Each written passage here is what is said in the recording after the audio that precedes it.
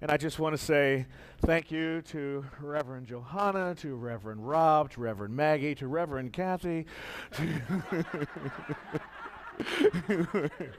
who warmed up the stage for me, and then Dr. Margaret just knocked it all down. It's beautiful, beautiful, beautiful. Wow, that was just amazing.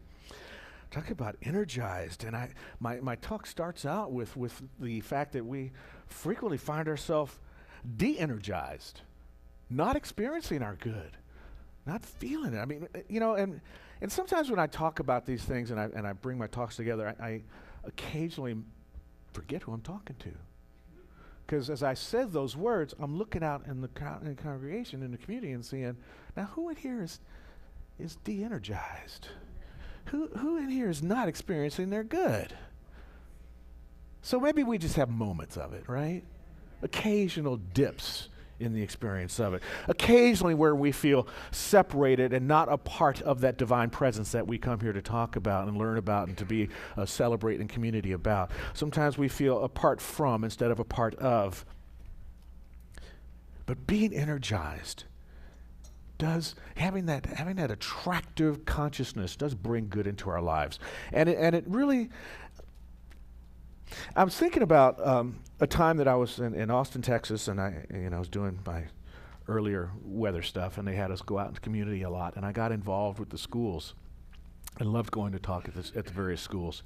And at one school, a teacher invited me to participate in a summer school program, and that was happening at all the various schools. It's really interesting. It was called the Gifted and Talented Program. What they discovered is that class clowns, sometimes even bullies, some of the kids that got labeled by certain things were maybe misdirected. Their talents were misdirected. So they were put into this gifted and talented program, and they were matched up with A-plus honor roll students on the college prep class track during the summer programs.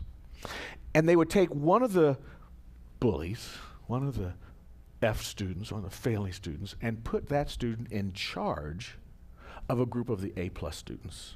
They were the community leader. They were the committee leader for the project. And each school had a project.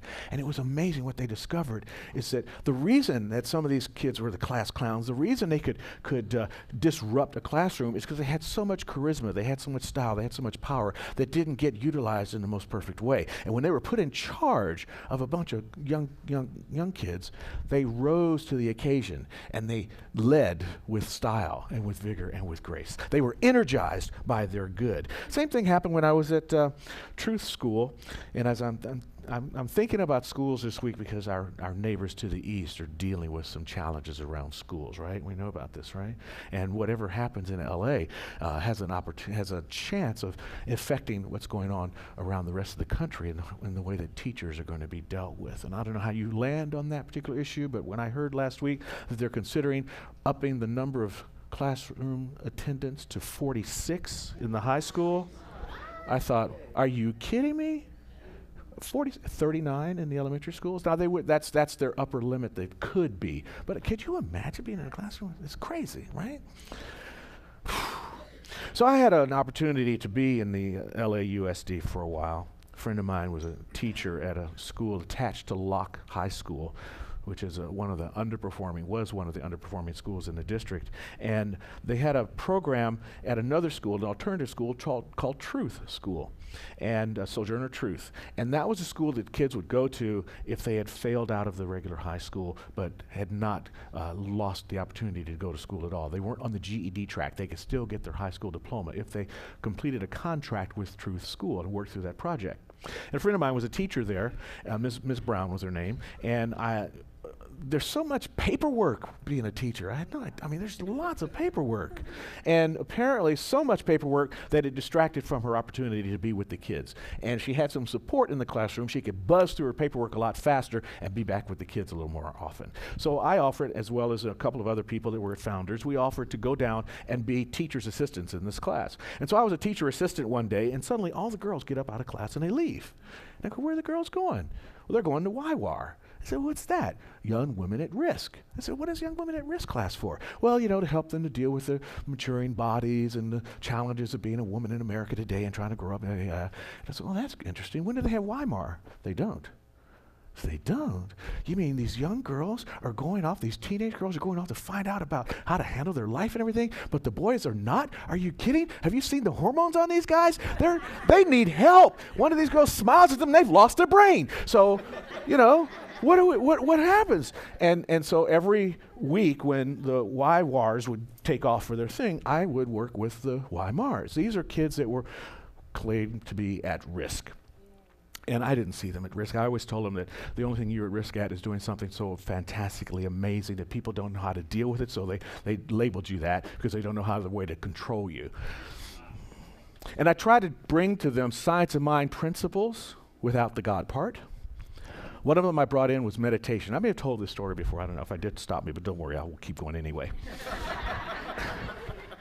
and so I'm teaching these young kids, some of them in gangs, some of them like kind of scary. I was like, whoa, but I'm there. I'm going to be present. Oh, I'm teaching about meditating. So we did meditating for a couple of weeks in a row, 3 weeks actually. The fourth week, I didn't feel like they were quite getting it. So I went right to the program that fourth week, and one of the kids says, Mr. Rambo, yes, Oscar, are we going to meditate? Oh, so you want to meditate? Yeah. Okay, all right, we're going to meditate. So I start guiding them in this meditation, We're going to go into the silence. I hadn't come up with the gap yet. I just called it the silence. We're going to go into the silence and breathe in deeply and find that space within us where our creativity rises. And all of a sudden, one of them jumps up and says, Miss Rambo, I could get into the silence if you would just shut up.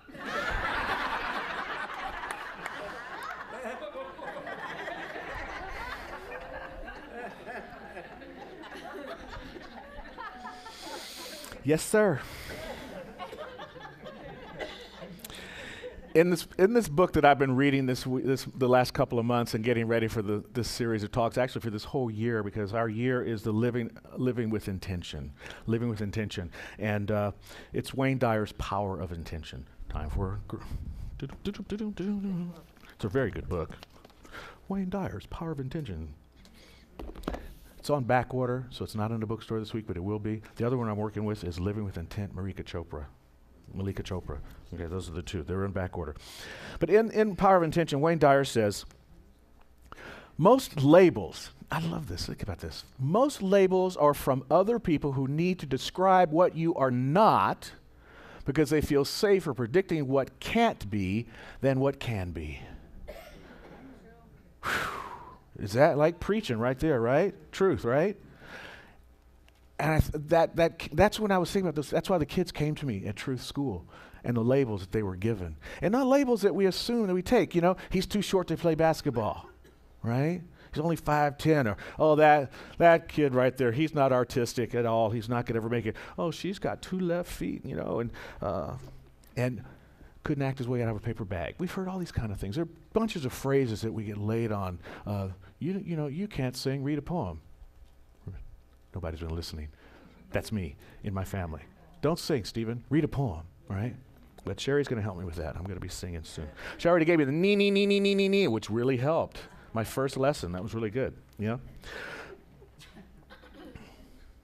But those various phrases that I talked about a minute ago, 2 left feet, not artistic, can't act their way out of a paper bag, not athletic at all. All of those things, we begin over time to agree with them and to let them be the belief set that we work from.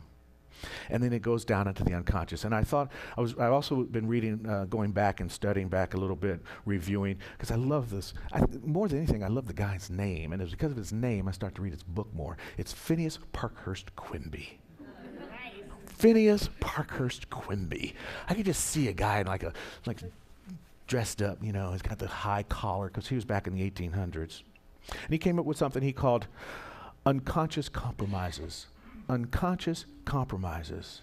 The things that get drilled into our head until we finally begin to act from that area. We begin to compromise our good, compromise our greatness. And because it's unconscious, we don't even recognize that we've done it. It's interesting that Quimby died 11 years before Carl Jung was even born, who came up with the idea of the collective unconscious. much of the same thing, except now that's more in kin with what Dr. Holmes calls race thought. It's the entire human consciousness that gets, human ideas that get dropped into an unconscious state, into the collective unconsciousness. And so we're functioning from that. Miguel Ruiz, a century and a half later, came up with the concept of domestication in his 4 agreements. We've become domesticated to the point where we don't even know that we don't know how great we are. And that's why we need to work, I think, with intention. Because intention moves us into a place where we can understand that when we say, I can't, it's really us saying, I won't. There's something within us that says, I'm not going to do that, but we have collectively decided that we can't do it. See, we are born to individualize the cosmic nature within us and to be a representation of the cosmos in miniature. That's what we're all about. Wayne Dyer says that we should be individualized expressions of the divine, just like Dr. Holmes says. He says, when you're just like everybody else, you have nothing to offer other than your conformity. Ooh, that's not fun. Who wants to do that? Emerson called that suicide. Imitation is suicide. So our journey is to begin to energize our good, to move forward, and not only to energize our good, but to energize our genius. But Mr. Fuller says everybody's a genius, but we've just been living to a point where we become de-geniused, you know? It's been taken away from us, but it's within us. And see, this idea of energizing your good, of not living from conformity, is to open ourselves to the individualized nature that is within us, and that is God trying to express through us, trying to move us beyond that unconscious place, to break our habit thinking and to get conscious with life itself. And that's why, again, I love intention. If I set a resolution, now maybe for some of you, if resolutions work, that's great, but if I set a resolution and then I don't do it, I'm done. I blew it. I'm not going to do it, right? But if I set an intention and I don't live up to it, well, I just keep moving in that direction. I just keep moving toward the intention because it's my intention. It's my desire to do this. It's my hope to do this. And there's no failing in that because I can always restart again with this space of intentional thinking. I can set my beliefs. I can move into my genius space because everyone has genius within them. Ernest Holmes says, genius is nothing less than the ability of the intellect, will, and emotion to surrender themselves to something greater than themselves.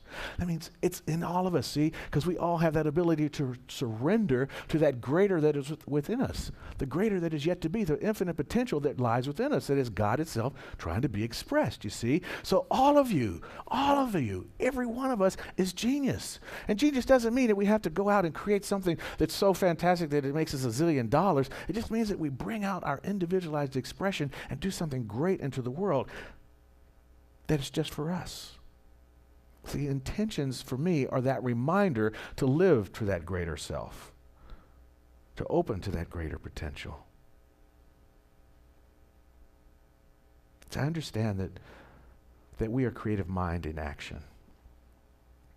Every thought, every idea, any statement that you make, any feeling that you have, it happens inside. I'm thinking about my dear friend Carol McDonald. He used to say, thank you for allowing me to feel the sensation of love. When you love someone, that feels good inside of you. That begins inside. You may state it out, and it may make the other person feel something as well, but it starts with your own feeling of satisfaction, of pleasure, of joy, of fulfillment, feeling whole and safe and comfortable. So you say, I love you. And then that person feels that same sensation from their own perspective, you know?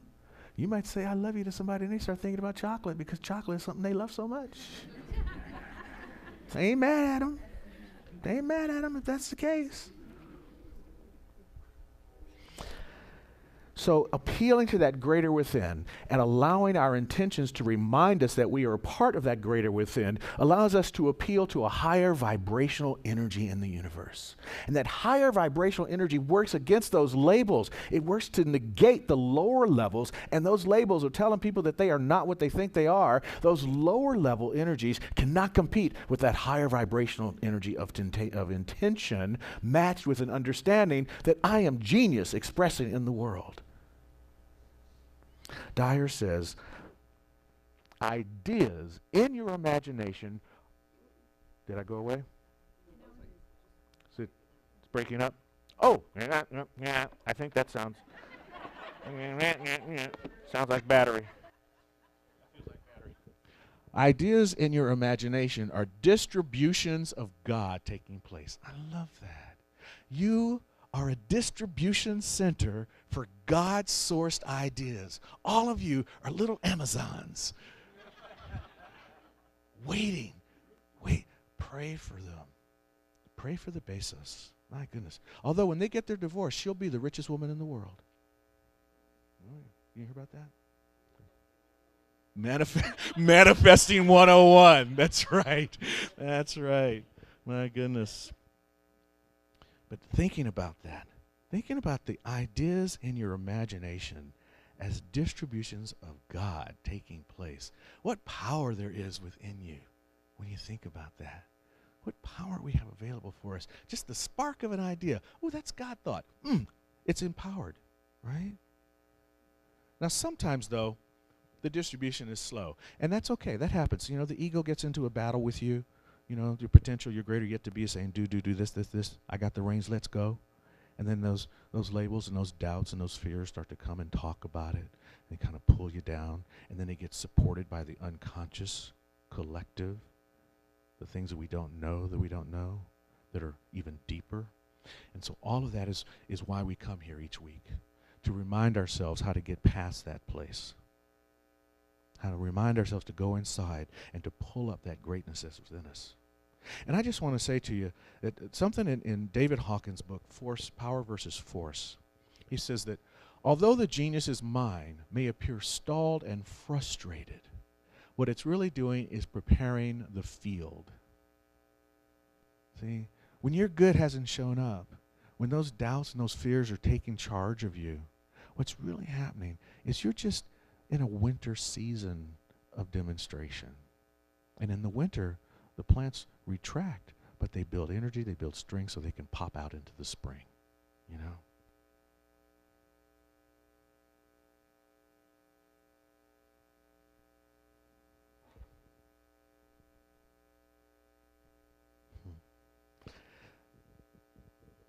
I am a recovering worrier. My dear friend Ken Gordon helped me with my worrying. Asked me one time, do you have a really uncomfortable chair in your house? I do. I have this wrought iron chair that has these slats. It's not very comfortable to sit in. He says, well, I want you to sit in that chair, and I want you to sit in it in your skivvies. Really? Ouch. Whenever you're worrying, I want you to sit in that chair and worry while you're sitting in that chair. Amazed how short the worry sessions became.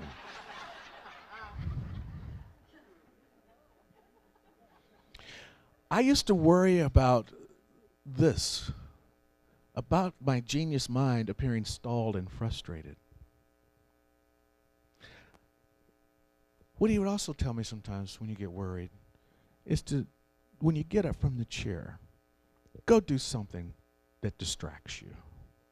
Forget what it is you are worrying about and come up with your top line, upper level behaviors and go out and do that. Do a little gardening, do a little reading, do a little journaling. Organize. I love to organize. No. I got plenty at home, let me tell you. Yeah. But those little distractions are the openings for that stall to open up, for the traffic to start to flow again. In fact, many times you might get that idea in traffic. I was listening to NPR this week, and there was a songwriter that was talking about how when she's blocked and she can't get the song out, she goes for a drive, and she has her phone sitting there, and eventually it'll happen. The song will break through. She'll hit voice record and record the song. Most of her tracks, when she gets to her songwriting partner, he's like trying to figure out what freeway she was on or where she was driving, because he can hear the road noise in the background when she's singing this song, you know?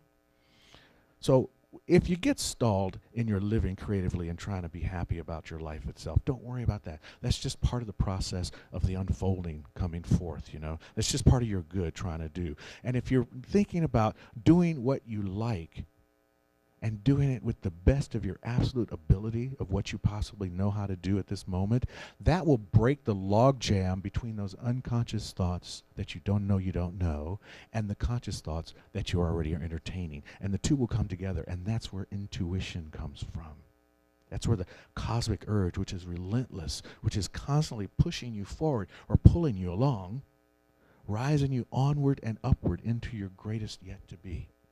This is the process. And see, we want to live creatively. We want to energize our good, because when we're living happily, then life is not worthless.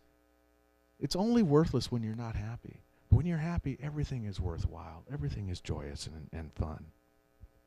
Dr. Holmes says, if you and I know there is some secret or silent operation in our own consciousness that can produce good for us, and we don't use it, we are like a light that is under a bushel. Take the basket off of your good, shine your light brightly. As you energize your good in life, you'll experience that good. You'll bring it forth, and your intentions will become realized. And so it is.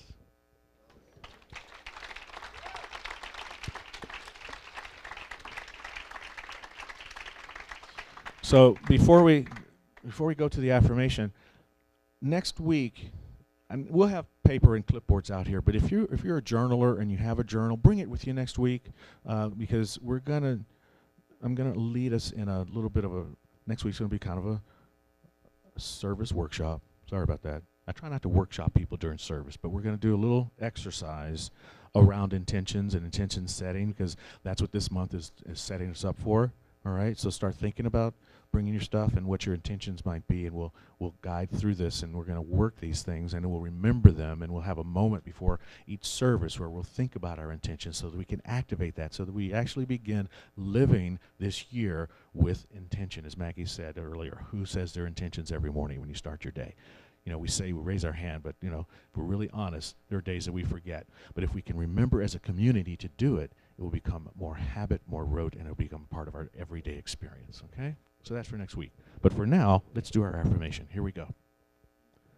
The power for good is intent on pushing me forward, leading me upward. I got the reins. Let's go. All right. Healing prayer time. Yeah, that's nice. Yeah, that's catchy. Let go, let God. Somebody ought to say that. Put that on a bumper sticker or something. Thank you, Reverend Maggie. So this is our time for prayer. One of our dear ones is in the hospital. She asked not to get any visitors, but we don't pay attention to that. We send one of our reverends over there anyway. And she's going to take a card with her, and it's out there on the table. And the person I'm talking about is Judith. Okay? Who knows Judith? Yeah? Right, a lot of us know Judith. So if you'd like to put your name on the card, and once it's filled up with space, we'll just put a piece of paper there, and you can put your name on a piece of paper, and Reverend Dr. Susan will take it over after service for her. Okay, so we definitely want to start with putting Judith in prayer today. And if you have anyone that you'd like to speak the word for and have the word spoken for, I'll do the voice for everybody, but we'll start with everyone's voice into the room for anyone that you'd like a condition you want prayer about. And of course, my favorite is to just celebrate the gratitude in your life. So at this moment, those persons that are available for prayer, let's hear it.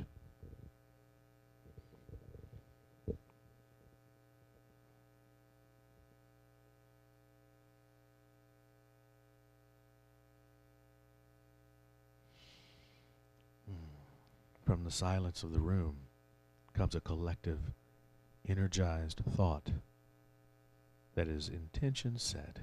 It is prayer made manifest.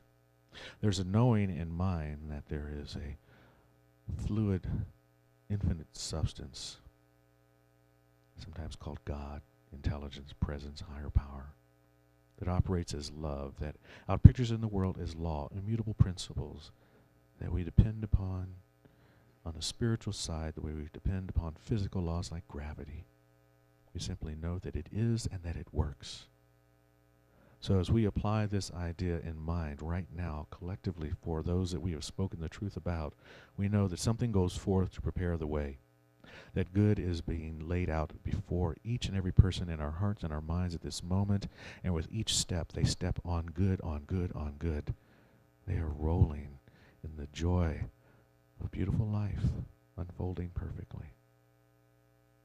This unfoldment looks like right relationship, perfect employment, the right living condition, the healing of discord, the openness to forgiveness, the receiving of forgiveness, to say yes to life, to step forth into the new, to release the old with ease and with grace.